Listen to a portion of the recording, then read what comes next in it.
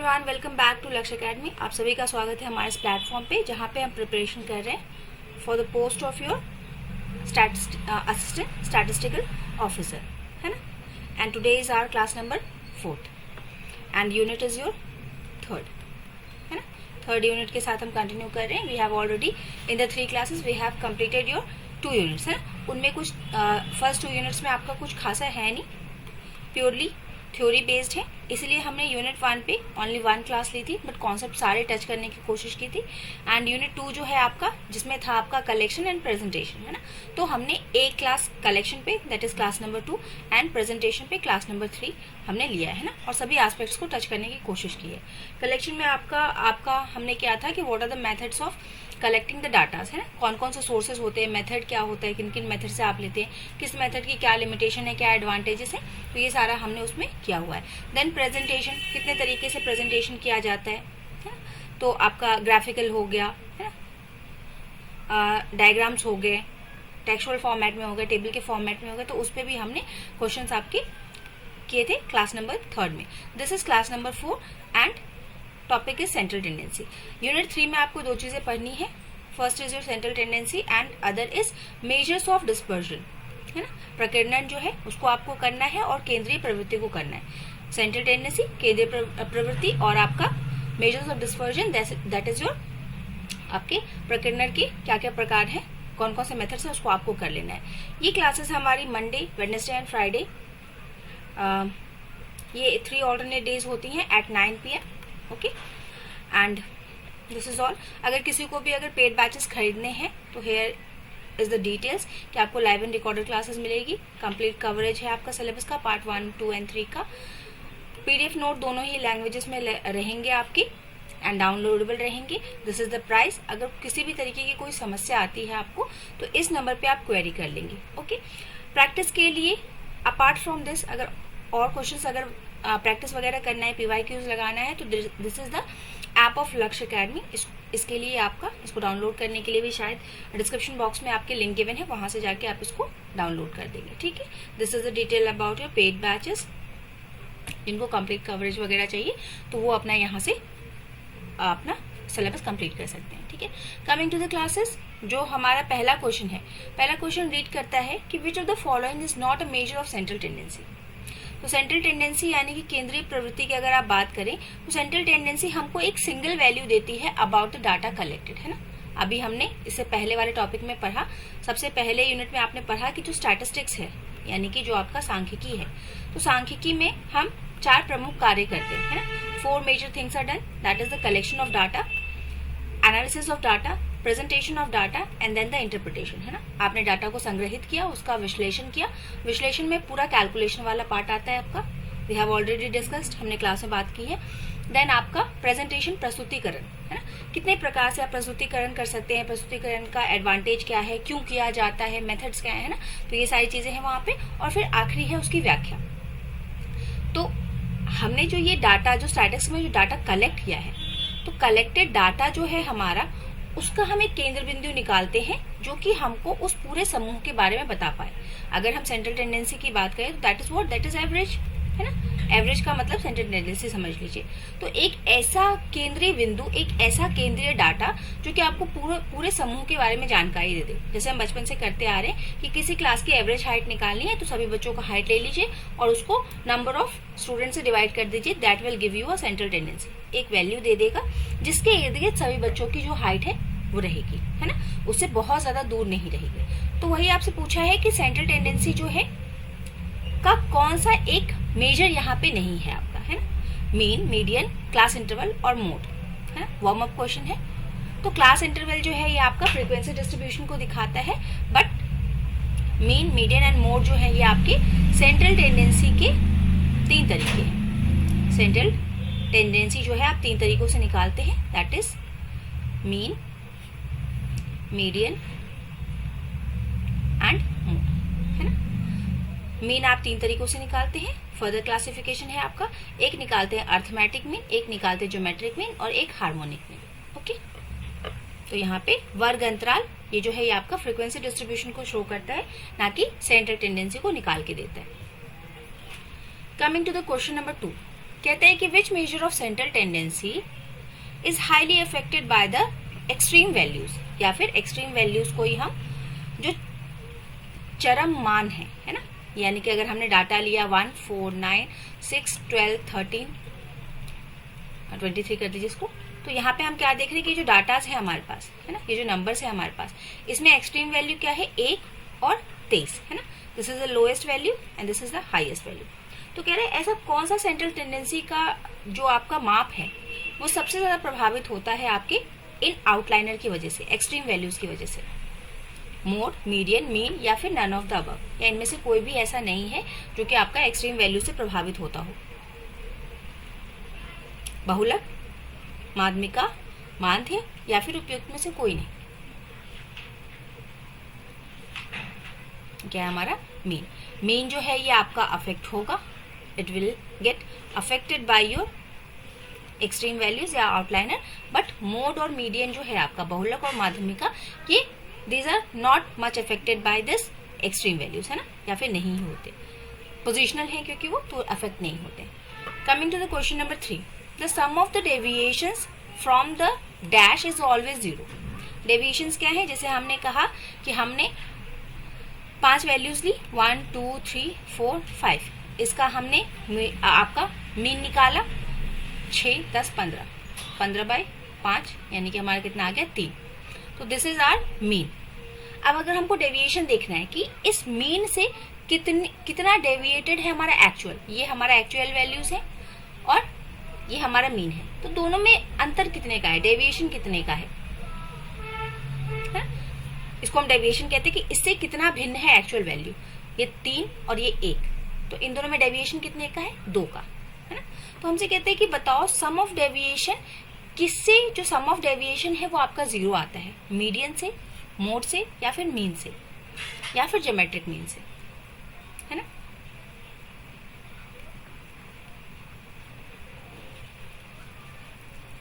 तो ये किससे आता है हमारा, मीन से, है ना। देखिए हमने मीन निकाला और जब आप मीन से डेविएशन निकालेंगे ये हमारा डेविएशन है, और डेविएशन को जब जोड़ेंगे, मीन से जब डेविएशन निकाला और उसका जब आप सिग्मा करेंगे तो वो क्या देगा आपको, वो sigma will be equal to 0 आएगा। ओके, तो यहाँ पे हमारा क्या हो जाएगा, माध्य। माध्य से डेविएशन का सम जो होता है वो 0 आता है आपका। ओके, क्वेश्चन नंबर 4 हमारा कहता है कि फॉर द परफेक्टली सिमेट्रिकल या normal distribution which of the following is true, है ना। परफेक्ट सिमेट्री का डायग्राम कैसा है आपका, if the data is perfectly, थोड़ा सा गड़बड़ हो रहा है हमारा, इसको देख लीजिएगा। This is your bell shaped, invert bell shaped distribution, इसी को आप सिमेट्रिकल कहते हैं, इसी को आप नॉर्मल डिस्ट्रीब्यूशन कहते हैं, है ना। तो कह रहे हैं कि फॉर अ परफेक्टली सिमेट्रिकल यानी कि नॉर्मल डिस्ट्रीब्यूशन के लिए which of the following is true, कौन सी बात आपकी सही रहती है ना।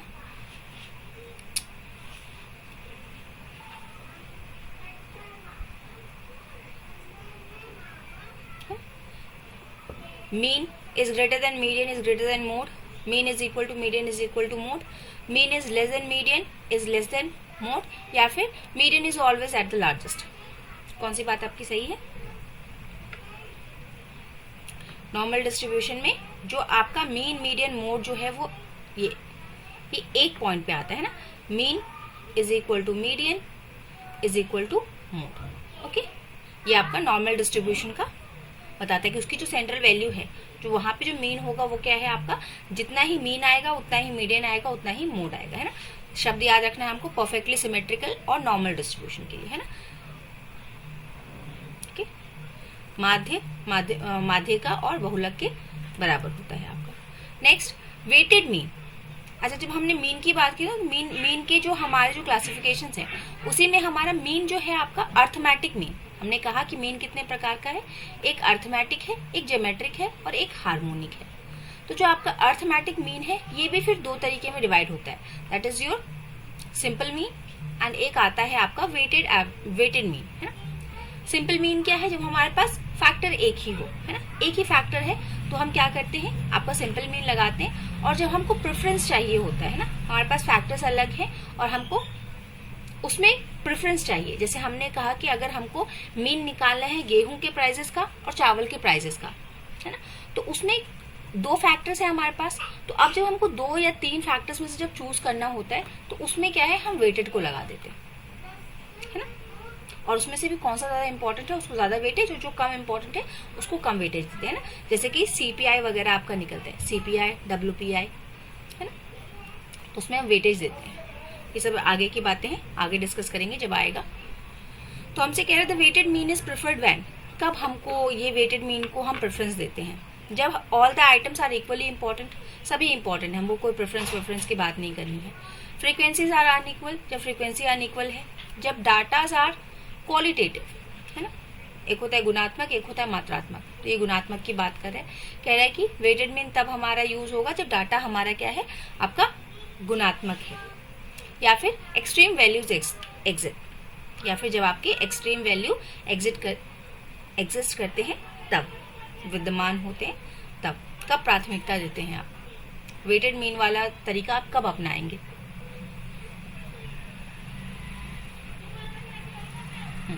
Option B is correct, when the frequencies are unequal, है ना, यानी कि किसी एक चीज की आवृत्ति ज्यादा है, किसी की एक चीज की आवृत्ति कम है ना, यानी कि आवृत्ति का मतलब इस तरीके से आप जानिए कि किसी एक चीज की इंपॉर्टेंस जो ज्यादा है।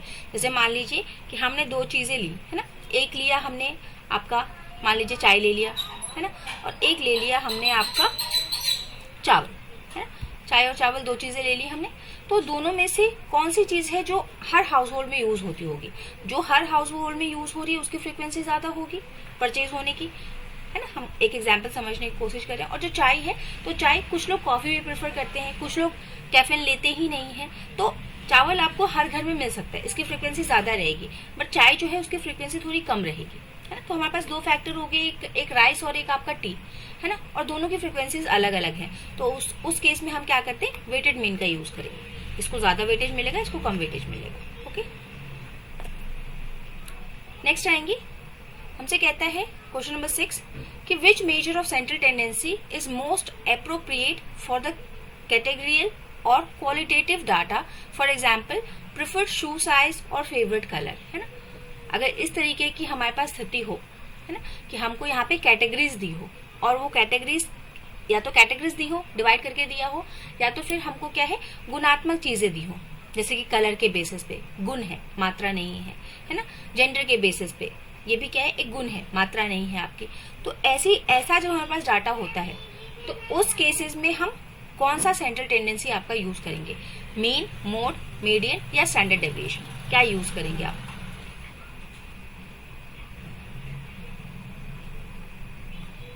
हम यहाँ पे क्या यूज करेंगे, आपका मोड, है ना। देखिए कंफ्यूज नहीं होना है, प्रेफरेंस दोनों जगह आ रहा है, यहाँ पे भी हम प्रेफर्ड की बात कर रहे हैं, पिछले क्वेश्चन में भी हमने प्रेफर्ड की बात की, लेकिन वहां जो प्रेफर्ड था, एक प्रेफरेंस है आपका क्वालिटेटिव, क्वाली, और एक प्रेफरेंस है आपका क्वांटिटेटिव, है ना। तो जब क्वांटिटी की बात आएगी तो आप वेटेड एवरेज या फिर वेटेड मीन की बात करेंगे, और जब क्वालिटी की बात आएगी तो आप किसकी बात करेंगे, यहाँ पे मोड की बात करेंगे। ओके, माइन्यूट सी चीजें हैं, इन्हीं चीजों का आपको जो एमसीक्यूज का जो पैटर्न रखा जाता है ना, ये इसीलिए रखा जाता है कि माइन्यूट चीजों को बच्चे ने कितना डेप्थ में पकड़ा है ना। तो आपको दो याद रखना है कि प्रेफरेंसेस अगर क्वालिटेटिव गुणात्मक में आ रही है तो मोड देखना है, और अगर मात्रात्मक में आ रही है तो वेटेड मीन निकालना है हमको, है ना, सेंट्रल टेंडेंसी का आपका तरीका।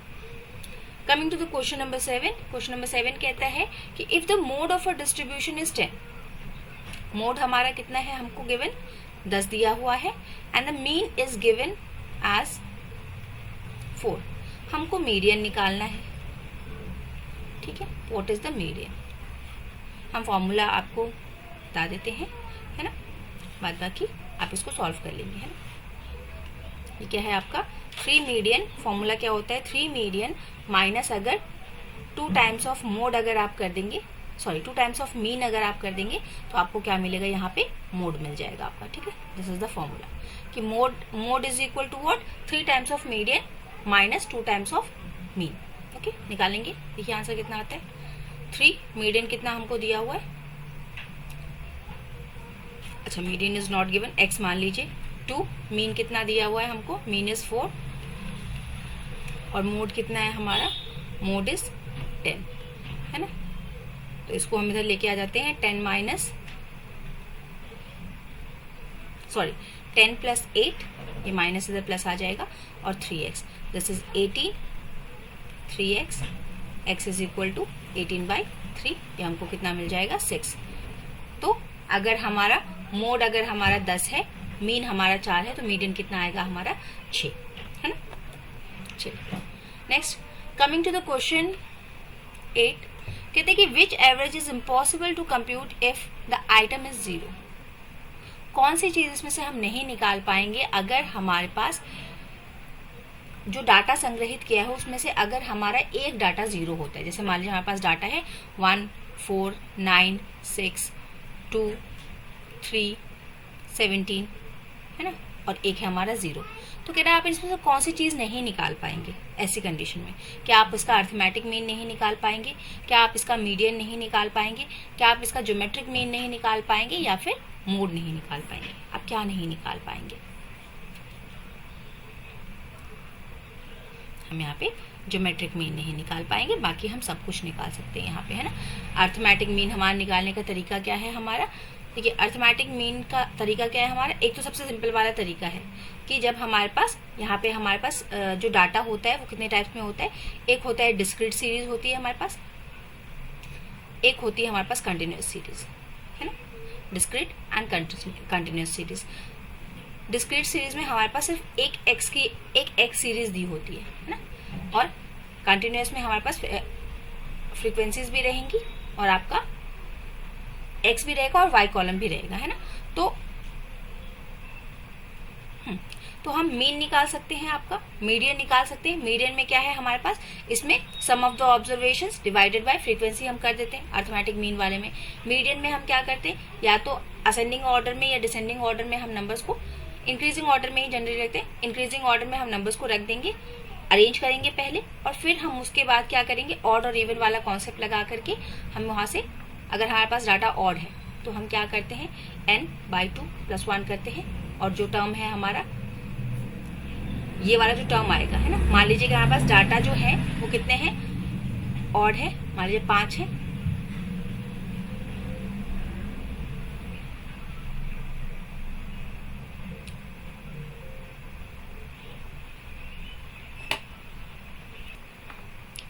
यहाँ पे ये दोनों के है ना n+1/2। तो n+5 अगर डाटा है हमारे पास ऑड है ना, 5 + 1 / 2 यानी कि 6/2, 6/2, तो ये हमारा क्या आ जाएगा 3। That is the third number जो है वो हमारा मीडियन हो जाएगा। अगर यही इवन रहता है तो हम क्या करते हैं n+1/2 और एक n/2, दोनों जो नंबर्स आएंगे हमारे ये वाले टर्म जो आएंगे हमारे n+1/2 वाला टर्म और n/2 वाला टर्म, दोनों को ऐड करके डिवाइडेड बाय 2 कर देंगे तो आपको वहां से मीडियन मिल जाएगा, ठीक है। तो ऑड और इवन का कॉन्सेप्ट। और मोड क्या है हमारा, कि जो भी सीरीज दी है उसमें जिस भी संख्या की आवृत्ति सबसे ज्यादा है, जिसकी फ्रीक्वेंसी सबसे ज्यादा है, जैसे हमने लिया 1, 2, 2, 4, 3, 2, तो हम देखेंगे इन डाटाज में आवृत्ति सबसे ज्यादा किसकी है, 2 की। तो 2 क्या हो जाएगा हमारा, मोड हो जाएगा, ठीक।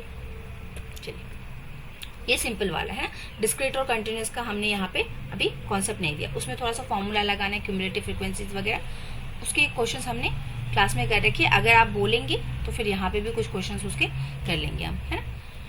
क्वेश्चन नंबर 9 कहता है कि which measure of central tendency is specifically used calculating GPA, grade point average जो हमारा निकलता है उसके लिए कौन सा सेंट्रल टेंडेंसी मेथड आप यूज करते हैं।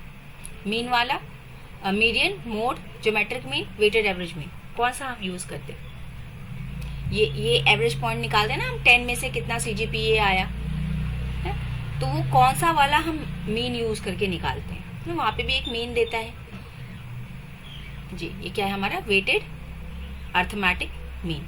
जीपीए जो आपका सीजीपीए जो निकलता है या फिर जीपीए जो निकलता है वो आपका क्या है, वेटेड एवरेज मीन को लेके निकलता है। Question number 10, which average is suitable for averaging ratios and percentage. Ratios और परसेंटेज निकालने के लिए हम कौन सा मेथड यूज करते हैं, अर्थमेटिक मीन का, हार्मोनिक मीन का, मीडियन का या मोड का।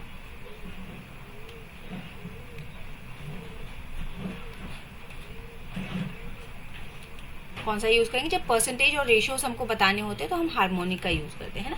हार्मोनिक मीन जो है, हरात्मक माध्य जो है उसका यूज करते हैं जब हमको एवरेज जो है रेशियोज और परसेंटेजेस में जब हमारे पास होता है उस वक्त हम क्या करते हैं, हार्मोनिक मीन का यूज करते हैं। ठीक, रेशियोज और एवरेजेस में जब हमको डाटा होता है हमारे पास, तो उसका हम हार्मोनिक मीन के तरीके से सेंट्रल टेंडेंसी निकाल लेते हैं। देखिए अभी हमने इससे पहले वाले क्वेश्चन में, एक क्वेश्चन में हमने देखा था कि नॉर्मल डिस्ट्रीब्यूशन है ना, कि हमारा जब सिंपल बेल शेप्ड डाटा होता है ना, सिमेट्रिकली, अगर मतलब उसको बीचों बीच काटेंगे आप, कट करेंगे उस डायग्राम को, नॉर्मली डिस्ट्रीब्यूटेड को, तो वो एक मिरर इमेज देगा, है ना, एकदम सिमेट्रिकल रहेगा। लेकिन अगर मान लीजिए कि सिमेट्रिकल नहीं हुआ, ये आपको कुछ इस तरीके का दिखा, या फिर आपको कुछ इस तरीके का दिखा, है ना, तो इसको हम क्या बोलते हैं कि ये डाटास क्या है, स्क्यूड। मतलब हमने ग्राफ पे जब डाटा लगाया तो हमको कुछ इस तरीके के इमेजेस मिले, स्क्यूड डाटा मिले। तो कह रहे कि अगर आपको पॉजिटिवली स्क्यूड डाटा मिलता है तो उस वक्त आपका, जो हमने देखा था कि सिमेट्री में क्या होता है, mean is equal to median is equal to mode, तो पॉजिटिवली स्क्यूड वाले में क्या क्या आपका पैटर्न रहेगा, है ना, कैसा रहेगा, तो आपका क्या रहेगा कि मीन जो है आपका सबसे बड़ा हो जाएगा, देन मीडियन, और फिर उससे सबसे छोटा क्या आ जाएगा, मोड आ जाएगा। इसको हम बोलते हैं पॉजिटिवली स्क्यूड, है ना। अगर नेगेटिवली स्क्यूड होगा, दिस इज फॉर पॉजिटिव, तो दिस इज फॉर नेगेटिव, है ना। नेगेटिव में मोड आपका सबसे ज्यादा हो जाएगा। क्वेश्चन नंबर 12 कहता है कि which measure can not be determine graphically. Graphically आप कौन सा सेंट्रल टेंडेंसी नहीं निकाल सकते, कौन सी विधि आप नहीं यूज करते हैं ग्राफिकली, मीडियन निकालने का, मोड निकालने का, मीन निकालने का, या दोनों ही मीडियन और मोड निकालने का। कैन नॉट बी, है ना, नॉट आपसे बोल रहे हैं, कहाँ आप ग्राफिकली नहीं निकाल सकते। मोड्स निकलते हैं, मीडियन निकलते हैं। मीडियन तो आपका ग्राफ्स पे ही ज्यादा निकलता है ना, ओगिव वाला जो हमने बात की थी पिछले क्लास में। मोड्स भी आपके निकलते हैं ना, मोड भी हमने देखा था कि मोड कैसा होता है, यूनि मॉडल होता है ना, बाई मॉडल होता है, दो मोड्स आ गए, है ना, मल्टी मॉडल होता है कि मल्टीपल मोड्स आ गए। तो इन दोनों को आप ग्राफ पे दिखा सकते हैं, बट मीन जो है, मीन ग्राफिकली आपका नहीं निकलता, है ना, जो माध्य है। Question number 13 which average is most appropriate for calculating the average speed.